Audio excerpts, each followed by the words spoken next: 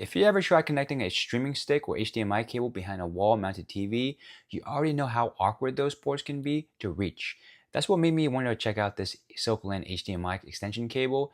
This is the Silkland 3.3 foot HDMI 2.1 extension cable, and my first impression is that it feels more substantial than a basic adapter, and I did get it for a video. So you have the male HDMI connector on one end and a female HDMI port on the other, so it has extra reach without requiring me to replace the HDMI cable or device I already use. The cable feels flexible, but the connector housing still feels sturdy enough for a permanent desk or an entertainment setup. For me, the biggest benefit is convenience. If I plug a Fire Stick or Roku directly into the back of a TV, the device can sit in an awkward angle or put pressure on the HDMI port. With this extension, I can connect the cable to the TV first and then position the streaming device somewhere with a little more space. That also makes it much easier to unplug or switch devices without reaching behind the television every time. Setting it up is as simple as connecting the male end to the TV monitor or the receiver and then plug in the existing HDMI device or cable into the female end.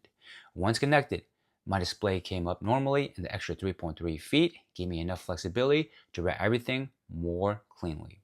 It's listed as supporting HDMI 2.1 features including 8K at 60Hz, 4K at 120Hz, HDR, eARC, and up to 48 gigabytes per second. So one thing to keep in mind is that the extension doesn't create those features by itself. Your television, console, receiver, original HDMI cable, and content all need to support the same standard. So I'll look at this primarily as a way to extend a compatible connection and improve access, not just as a one-way upgrade to older equipment. So some questions people might have towards this is, who would I recommend this for? So I think it makes the most sense for anyone using a wall-mounted television, streaming stick, gaming console, desktop setup, or HDMI port that's difficult to reach or under too much strain. Overall, my first impression is positive.